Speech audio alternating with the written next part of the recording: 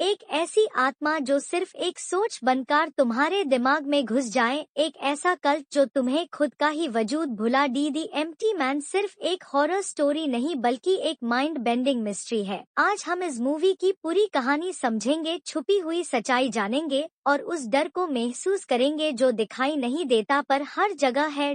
अगर आपको हॉरर और मिस्ट्री पसंद है तो वीडियो को एंड तक जरूर देखिए। चैनल को सब्सक्राइब करना ना भूले। चलिए शुरू करते हैं। भूटान मिस्ट्री 1995। कहानी की शुरुआत होती है 1995 में। भूटान की बर्फीली पहाड़ियों में चार दोस्त ट्रैकिंग पार गए हैं। पॉल, रूथी, ग्रेग और फियोना। सब कुछ नॉर्मल लग रहा होता है जब तक पॉल एक अजीब सी आवाज नहीं सुन लेता, एक हल्की सी विस्लिंग। ये आवाज एक अंधेरी गुफा से आ रही होती है। उसके दोस्तों को ये सिर्फ हवा लगती है, लेकिन पॉल जैसे ही अंदर जाता है उसका सामना एक अजीब मूर्ति से होता है। ये मूर्ति एक क्रीपी लैंकी फिगर जैसी लगती है, जैसे कोई बैंशी या शैडो एंटिटी। पॉल जैसे हाई आईएसी देखता है उसका चेहरा एक जगह जैम जाता है। वो बस विस्लिंग सुनता रहता है बिना हिले। उसके दोस्तों को उसे गुफा से बाहर ले जाना पड़ता है, लेकिन पॉल अब नॉर्मल नहीं लगता। क्या ये सिर्फ शौक था या कुछ अंदर घुस चुका था?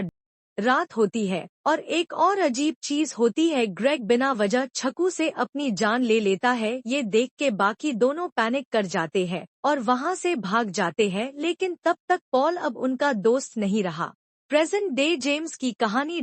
अब कहानी 23 साल आगे बढ़ती है। हम मिलते हैं जेम्स लासोम्ब्रा से, जो एक एक्स पुलिस ऑफिसर है। उसकी लाइफ पहले हाई ट्रेजेडी से भरी है। उसकी वाइफ और बेटा एक एक्सीडेंट में मर चुके हैं। अब वो एक सिक्योरिटी शॉप चलता है, लेकिन उसके अंदर एक खालियापन है, एक लोनलीनेस जो उसे आगे बढ़ने नहीं देती।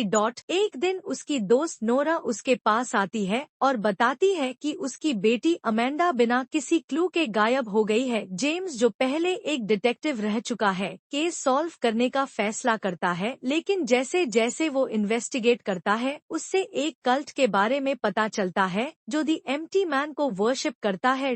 लेकिन दी एम्प्टी मैन कौन है? क्या ये सिर्फ एक कहानी है या एक ऐसी सच्चाई जो सिर्फ कुछ लोगों को दिखाई देती है? दी एम्प्टी मैन का रिचुअल और साइकोलॉजिकल हॉरर। जेम्स को पता चलता है कि अमेंडा और उसके दोस्तों ने एक दरवाना रिचुअल किया था। ये रिचुअल सिंपल लगता है, एक ब्रिज पा, एक बॉटल बजा दो और दी एम्प्टी मैन आ जाएगा। पहले दिन तुम्हें सिर्फ आवाज सुनाई देगी, दूसरे दिन वो तुम्हें दिखेगा और तीसरे दिन तुम्हारा काम तमाम।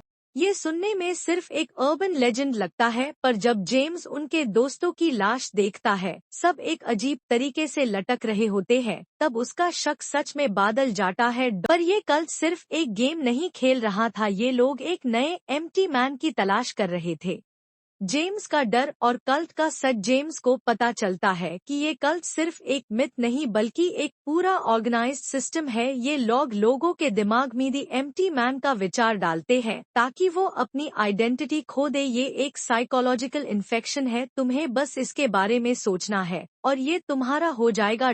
जेम्स अब सिर्फ अमेंडा को नहीं ढूंढ रहा बल्कि वो अपनी रियलिटी भी क्वेश्चन कर रहा है। क्या उसकी मेमोरीज भी असली है या ये कल्ट यूज एक ट्रैप में ले आया है?